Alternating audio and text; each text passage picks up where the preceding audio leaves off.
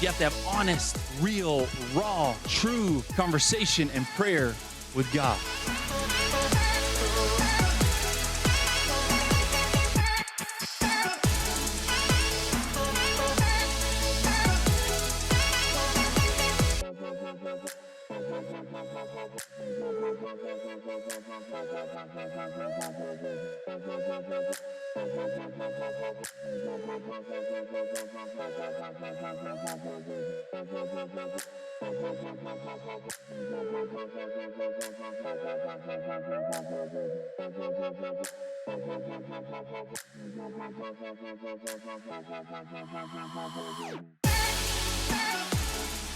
You go down into the water, and when you do, the old person dies. You come up out of the water as a new creation in Jesus Christ.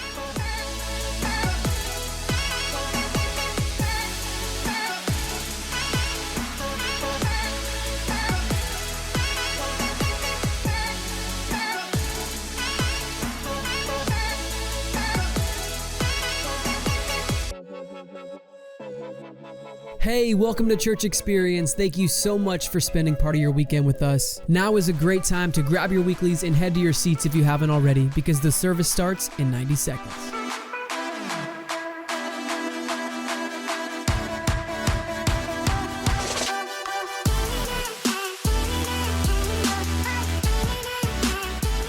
I'm here to tell you today that God wants to set you free. Oh yeah, He wants to set you free.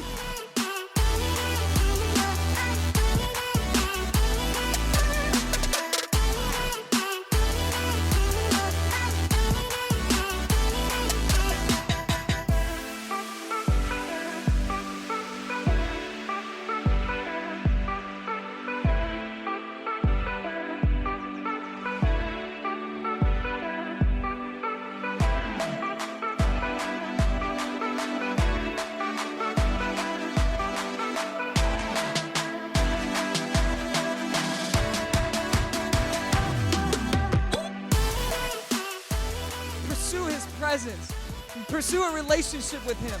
Grow in your walk with Him. Get closer to Him. Spend more time with Him because He's better. If you want your life to get better, then get around the one who is better. Get around Jesus. Get around the one who has power to change and transform your life. Get around the one who has the perfect grace for you and the perfect love for you and the perfect joy for your soul. Listen, He is better.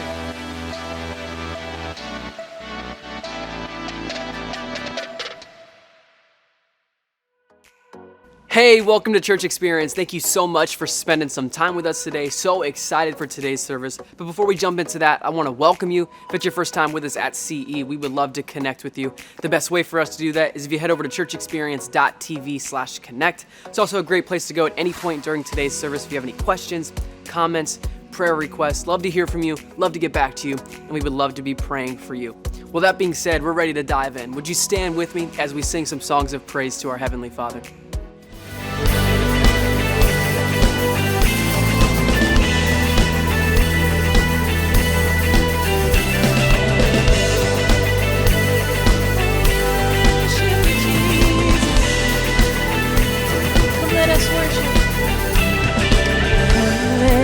Worship our King. Come, let us bow at His feet. He has done great things. See what our Savior has done. See how His love overcomes. He has done great things. He has done great things. Oh, hero of heaven, you conquered the grave. You free every captive and break every chain. Oh God, you have done great things. We dance your freedom, awaken to life. Oh Jesus, our Savior, your name lifted high. Oh God, you have done great things.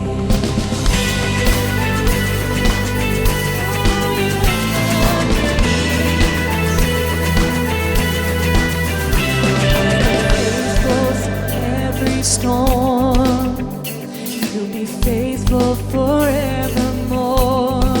You have done great things, and I know you will do it again. For your promise is yes and amen. You will do great things. God, you do great things. Oh, hero of heaven, you conquered the grave.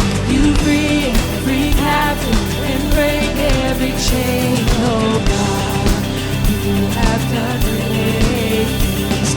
We dance your freedom, awaken to life. Oh Jesus, our Savior, your name lifted high. Oh God, you have done great things.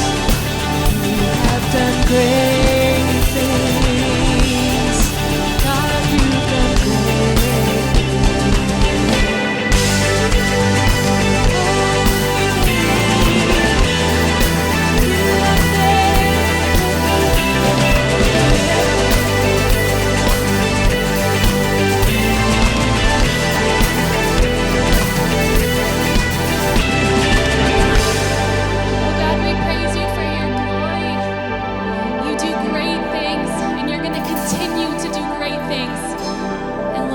want you to move in this place.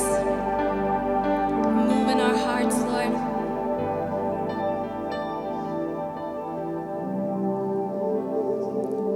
Mountains are still being moved. Strongholds are still being loosed. God, we believe it. Yes, we can see it. Wonders are still what you do. Our bodies are still being raised. Our giants are still being slain. God, we believe it. Yes, we can see it. Wonders are still what you do. We are here for you. Come and do what you do. We are here for you. Come and do what you do. Set our hearts on you. Come and do what you do. 'Cause we need you.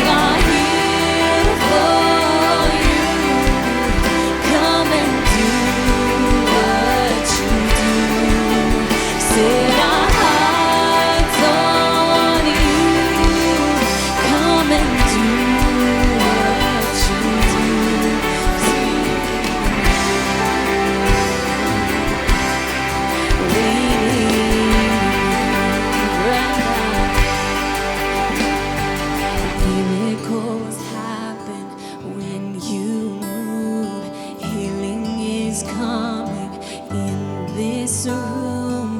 Miracles happen when you move. Heaven is coming. Miracles happen when you move. Healing is coming in this room. Miracles happen when you move. Heaven is coming. Miracles happen when you move. Healing is coming in this room. Miracles happen when you move. Heaven is coming. This is a move. This is a move. This is a move.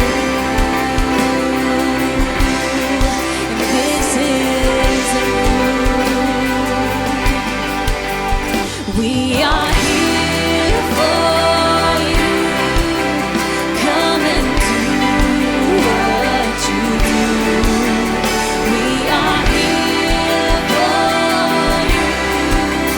Come and do what you do. Set our hearts on you. Come and do what you do. This is a This is This is a This is We are here for you. Come and do what you do. We are here for you. Come and do what you do. Set our hearts on you.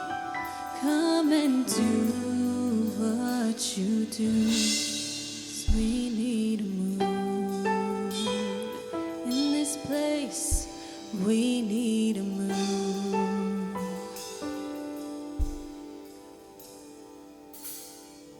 This is a move.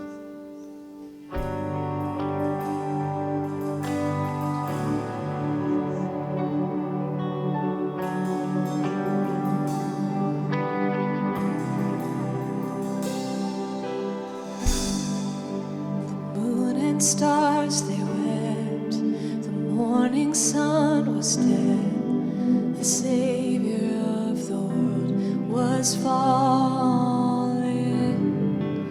His body on the cross, His blood poured out for us. The weight of every curse upon Him.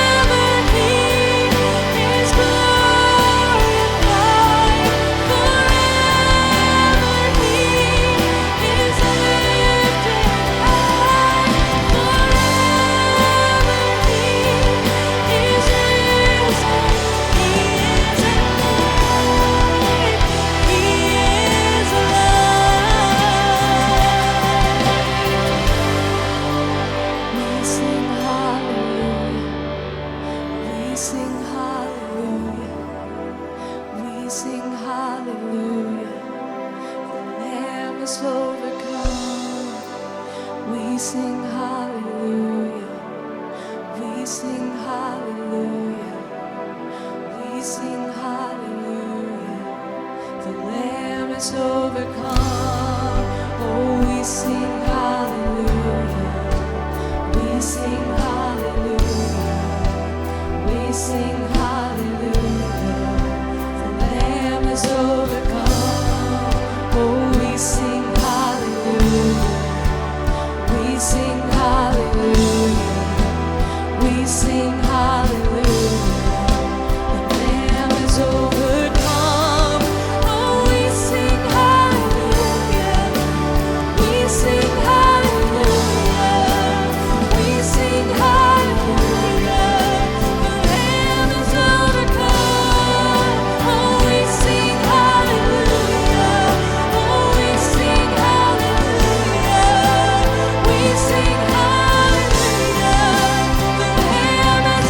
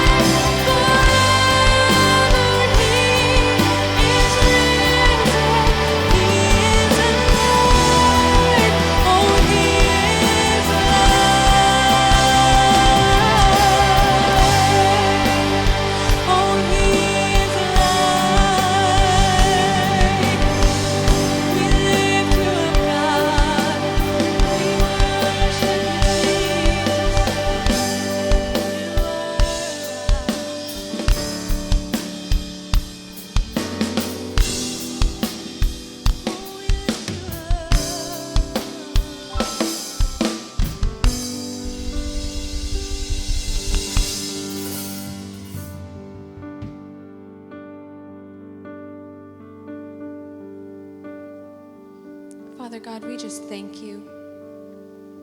We come before you, Lord, thanking you for sending your only Son to die on the cross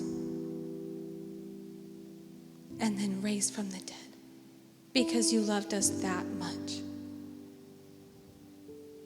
Father God, we give you all the praise and glory. We just thank you that you loved us that much.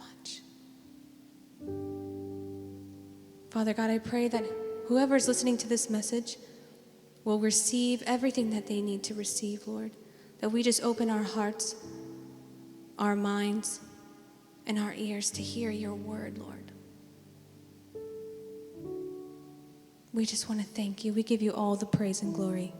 In Jesus' name we pray. Amen.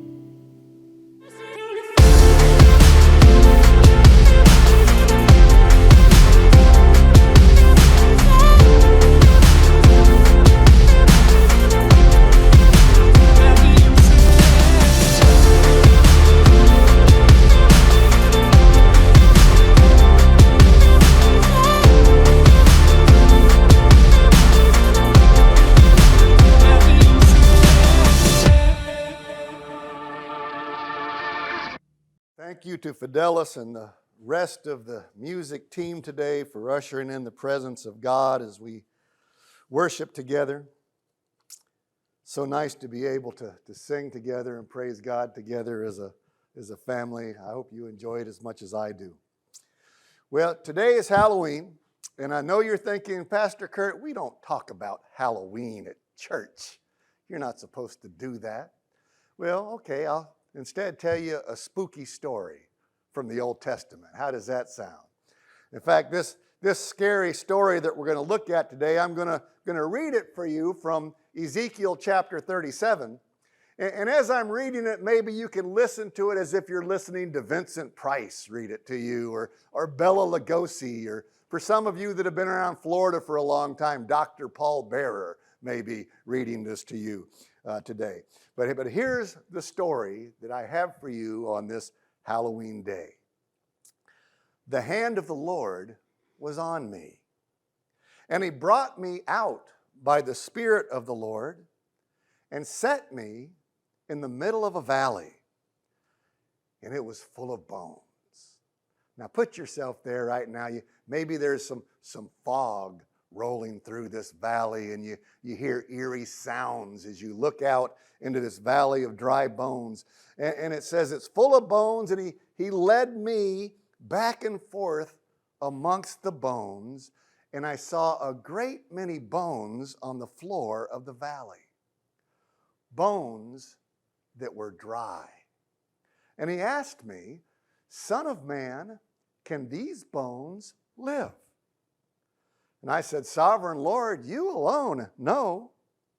So he said to me, prophesy to these bones and say to them, dry bones, hear the word of the Lord. Now this morning they started with the song, Dim Bones. And it says, hear the word of the Lord. How many for you today, when you sang that song and do, Lord, did it bring you back to church camp or to vacation Bible school or something like that where you'd sing those songs together? It brought that back for me, gave me a little smile to remember those songs. But he says, hear the word of the Lord. This is what the sovereign Lord says to these bones. I will make breath enter you, and you will come to life. I will attach tendons to you and make flesh come upon you, and I will cover you with skin, and I will put breath in you, and you will come to life. And then you will know that I am the Lord. So I prophesied as I was commanded, and as I was prophesying, there was a noise.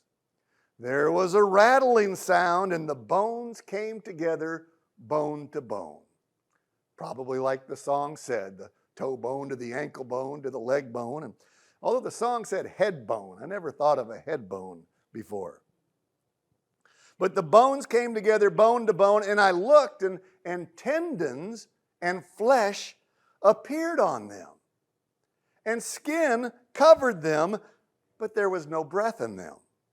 And then he said to me, prophesy to the breath. Prophesy, Son of Man, and say to it, this is what the sovereign Lord says. Come, breath, from the four winds, and breathe into these slain, that they might live. So I prophesied as he commanded me, and breath entered them. They came to life, and they stood up on their feet, a vast army. And then he said to me, Son of man, these bones are the people of Israel. They say that our bones are dried up and our hope is gone, that we're cut off. Therefore prophesy and say to them, this is what the sovereign Lord says. My people, I am going to open your graves. I'm going to bring you up from them. I will bring you back to the land of Israel. Then you, my people, will know that I am the Lord. And I will open your graves and bring you up from them. I'll put my spirit in you, and you will live. And I will settle you in your own land, and you will know that I, the Lord, have spoken, and I have done it, declares the Lord. Well, the central message behind this story of dry bones is that God has the power to bring back to life anything that's dead. Do you believe that? That God can solve or he can turn around any hopeless situation. This story in Ezekiel chapter 37 tells us that this was a bad and a hopeless situation that these dry bones were in. These bones weren't just the skeleton of one person sitting in a pile, but it was the bones of many people scattered all over the valley.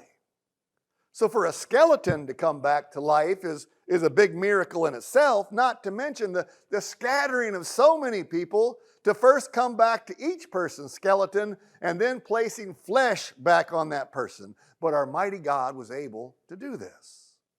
The power of God that was able to find all of those scattered bones in that valley and put them back together will and can put back together everything that's been scattered in your life.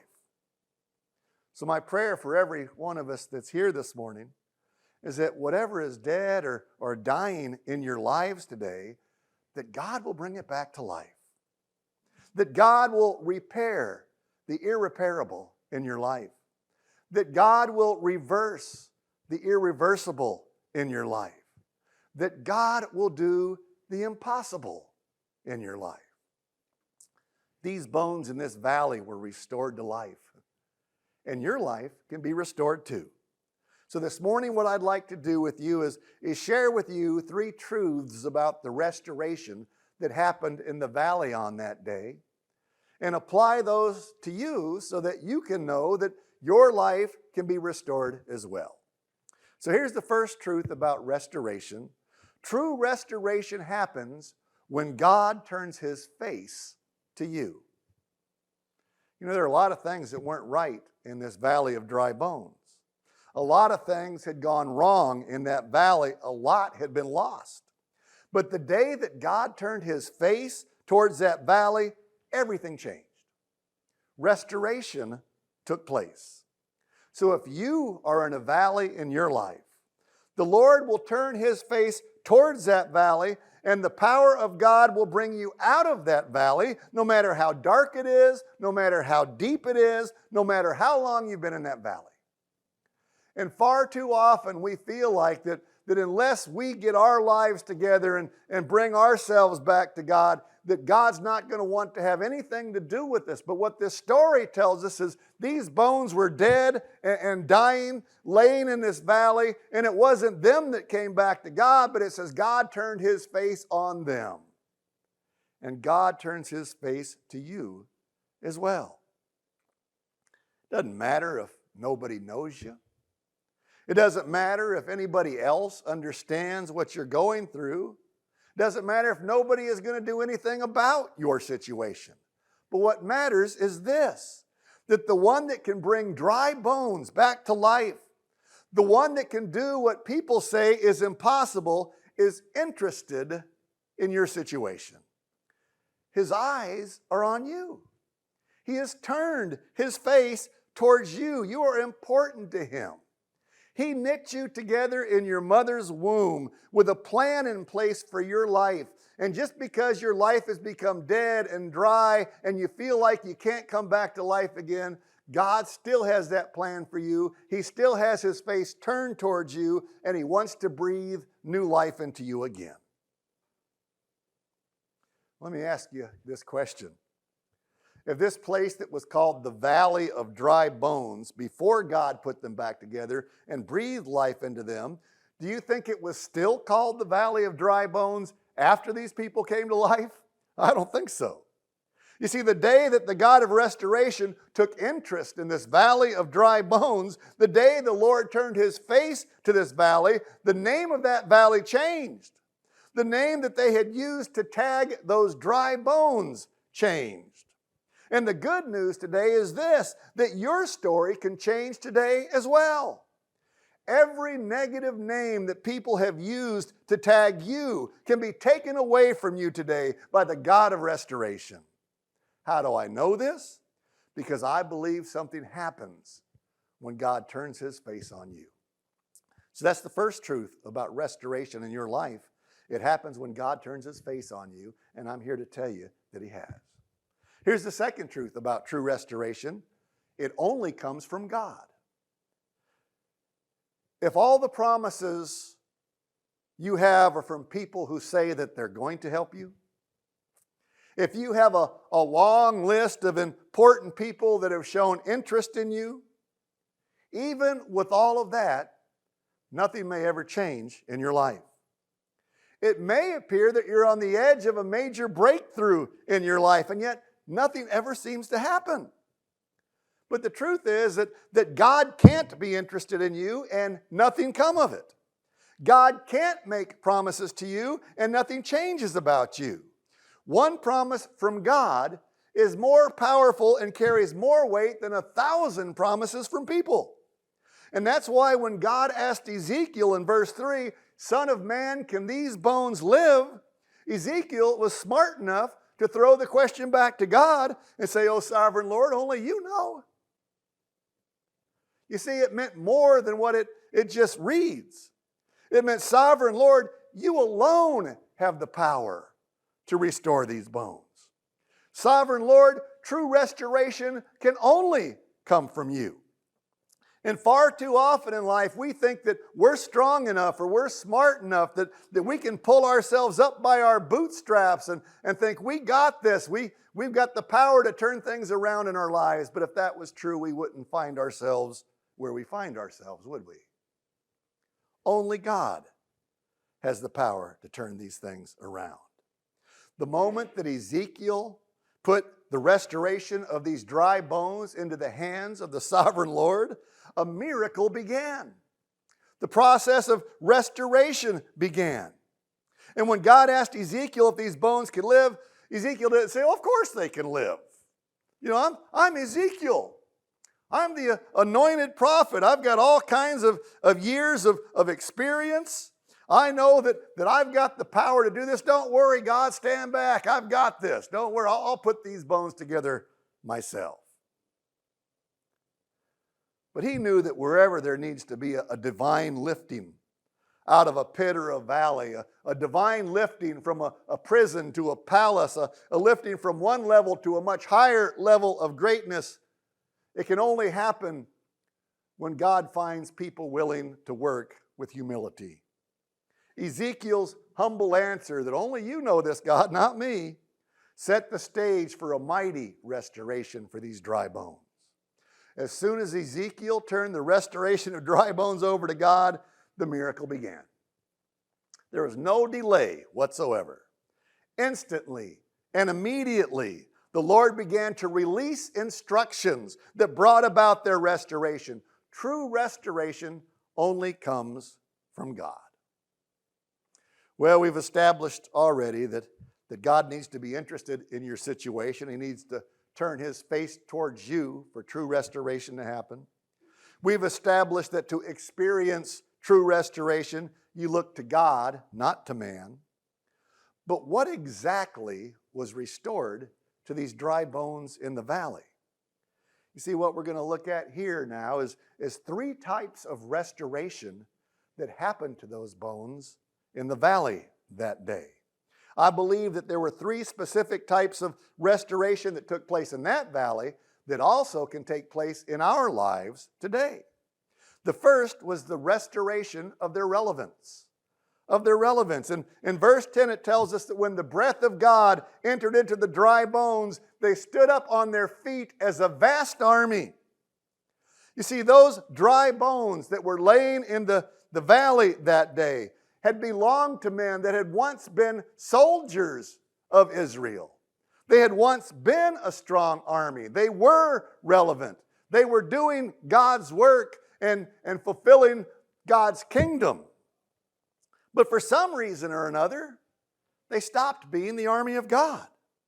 They stopped operating as soldiers of God. They were just dry bones with no life, no power. They were dry bones laying on the floor of some valley. Dry bones that weren't doing anything significant for the kingdom.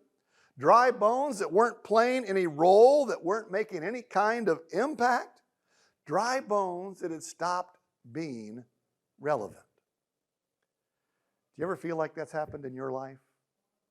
Where once you were full of zeal and fresh power from the Holy Spirit and felt like God was leading you and directing you and you were accomplishing big things for Him, but now you kind of feel like those dry bones laying in the valley, like you've lost that zeal, that something has happened and you're not the soldier that you once were. See, when I read this story, it makes me realize there are times when we're all just like those dry bones, aren't we?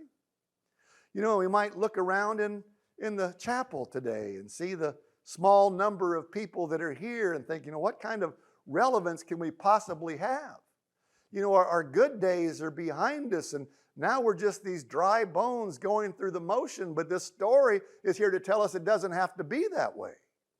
That God can come and turn His face on you, and through His power, He can restore life in you and us once again. You see, our spiritual value, our relevance, is supposed to be a channel of blessing wherever we go. If you remember the story of Joseph when he went to serve in Potiphar's house prospered. Everything went well because Joseph was there. And what we realize is that we are supposed to be relevant in the same way. When we come into a house or into a family or an office or a church or a nation, things should improve. Things should get better. But dry bones can't do that. The testimony that should follow us should be, since you've married into this family, or since you've joined this company, or since you've joined this church, things have changed. There's been a lot of improvement. And if this isn't the testimony that's following you, something's wrong somewhere. We've lost our spiritual value and our relevance. So I pray this morning that in whatever way you've lost your spiritual value and your relevance, there will be a restoration of that today. The second type of restoration we see in this story was the restoration of beauty and glory. It's clear that in this state that the dry bones were in, they weren't very attractive or beautiful, were they? Nothing pleasant about the sight to behold of these dry, dead bones. Their beauty and their glory had dried up and gone. But you see, when we look at the stories in the Bible, the promises of restoration that God gives us, like we find in the book of Joel, the promise basically talks about God restoring three things in our lives. The first thing He restores is He restores a level of abundance in our life. It says, you will have plenty to eat until you are full. I kind of like that, don't you? Plenty to eat until you're full. I'm finding I never feel full anymore. I'm always hungry. The second promise of restoration is He's going to remove every form of shame from you. Never again will my people feel shamed. And if you're like me and have found yourself falling into sin from time to time, you know the shame I'm talking about. But when God comes and turns His face on you and brings life to you again, it removes that shame. And the last thing is God causing us to experience His wonders. It says, and you will praise the name of the Lord your God who has worked wonders for you. So the promise of restoration that we see in Joel chapter 2 is actually saying God is going to restore glory in your life. Well, the glory of God was restored back to those dry bones in that valley that day. They were restored from a lifeless, ugly, rotten pile of bones with no beauty whatsoever to where they stood up as an impressive, formidable, great army for God. Isaiah chapter 60 comes to bear on these dry bones where it says, arise and shine, for your light has come and the glory of the Lord rises upon you. You see, when the glory of the Lord covered these dry bones, their shame was taken away. There were no longer bones that could be kicked about or trampled upon and thrown away. Rather, they became an army to admire. An army with strength and honor and dignity and respect. Have people been kicking you around? Have they been trampling on you or treating you like trash? Well, the Lord, our glory, the lifter up of our heads, can restore that glory back to your life in the name of Jesus, to where you're no longer kicked around and trampled.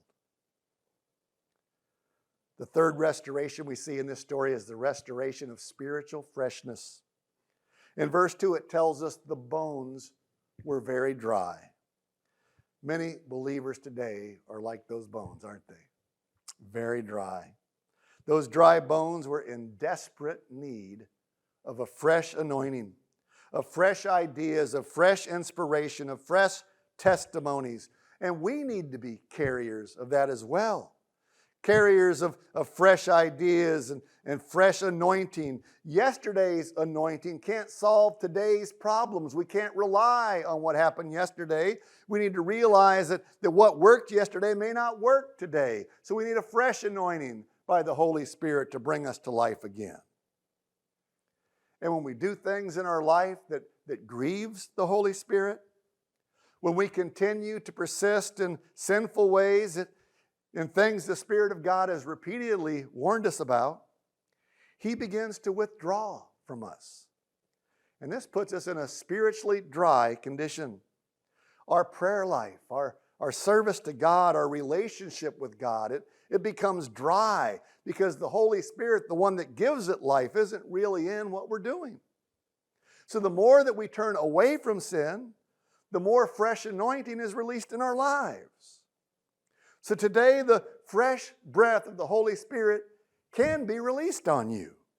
The wind of the Holy Spirit will blow on your life and blow out those sins and the bad habits that are drying up your life and the anointing of God in your life.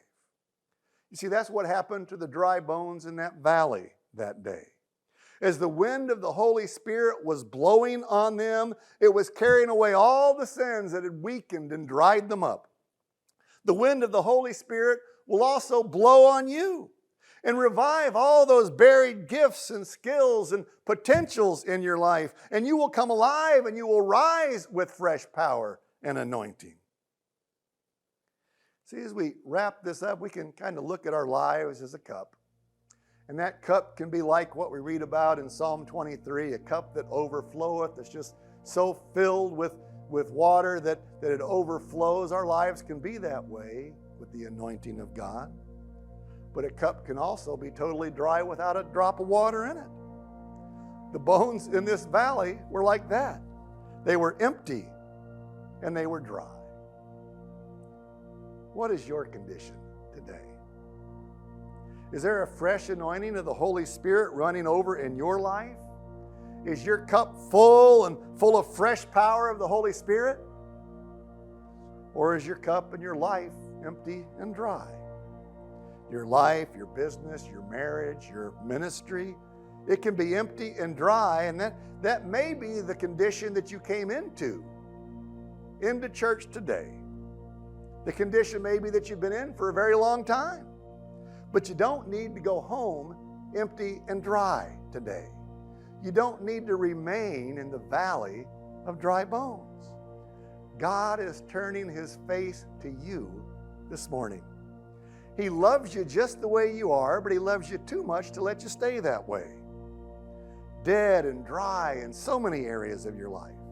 He wants to bring restoration to your life this morning.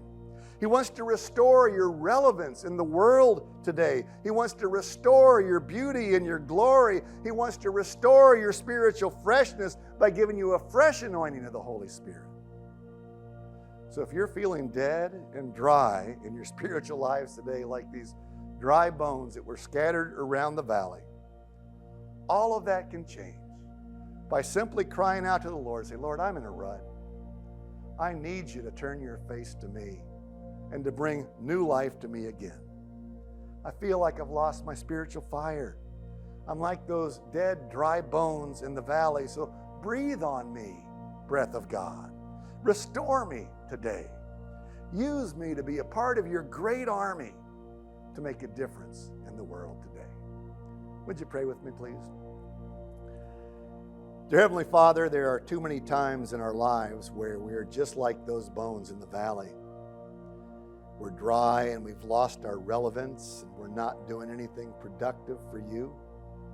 So Father, we ask for a fresh anointing from you, that you would fill us with your Spirit, that you would bring us back to life so we can be a mighty army for you once again, doing great things in your name. And Father, when we do that, may you be uplifted and glorified, we pray in Jesus' name. Amen. Before our usher team comes by to collect our response cards and receive our tithes and offerings, here's a few important things happening with our CE family. Do you want to know how to take steps to grow in your relationship with Jesus? Then Growth Class is for you. Growth Class will equip you with the steps you can take to experience more in your walk with Jesus and help you get more connected within the CE family. Lunch and childcare are provided. So register now to let us know you're interested and watch for a specific date, time, and location to be announced at your campus soon. As the ushers come forward to collect our response cards and receive our tithes and offerings, Your church family will be serving our community and consistently making an impact for Jesus week in and week out. That kind of consistent quality of ministry requires a consistent financial investment from week to week. Your faithfulness and giving of tithes and offerings will allow our CE family and guests to be served well and help more people experience a full life in Jesus Christ. One of the easiest ways to consistently give is by establishing recurring giving online or on the CE app. You can also give through text to give, by giving in the offering buckets during the service, or by adding Church Experience as a new account on your bank's online bill pay system. Every gift makes a huge difference, as our tithes and offerings are fueling the message of hope through Jesus Christ to many people. Thank you for your commitment, prayers, investment of time, and financial generosity that truly helps more people experience a full life in Jesus Christ.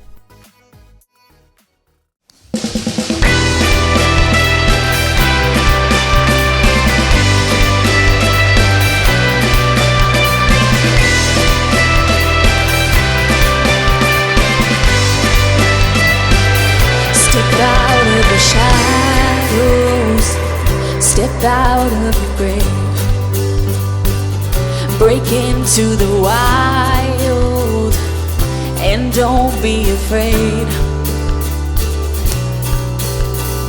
Run into wide open spaces, graces waiting for you. Dance like the weight has been lifted, graces waiting. Where the Spirit of the Lord is, there is freedom, there is freedom. Where the Spirit of the Lord is, there is freedom, there is freedom. Come out of the dark, just as you are, into the fullness of His love. For the Spirit is here, let there be freedom, let there be freedom.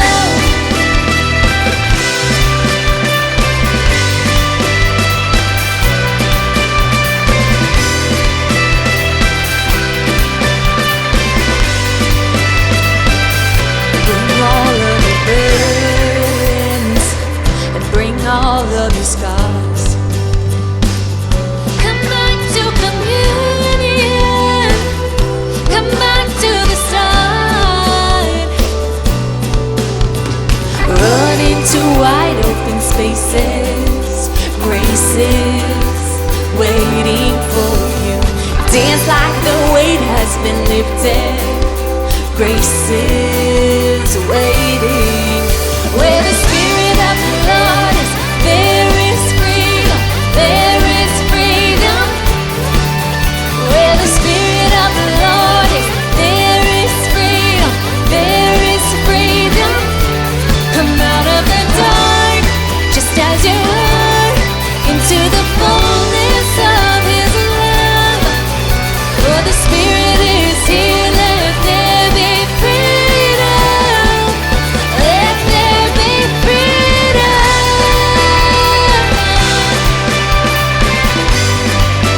let there be freedom,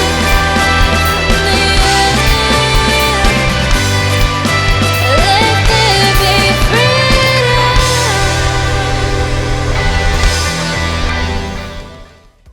Man, I had the best time worshiping and learning with you guys today. We'd love to hear what you thought about today's service. Head over to churchexperience.tv/connect. Bring your questions, your comments, your prayer requests. Love to hear from you, love to get back to you. And of course, we would love to be praying for you. If you want some more Church Experience content throughout your week, head over to our social media pages, our Facebook, our Instagram, as well as our Church Experience website and our Church Experience app. Hope to see each and every one of you back here next week. But until then, from everyone here at CE, we'll see you.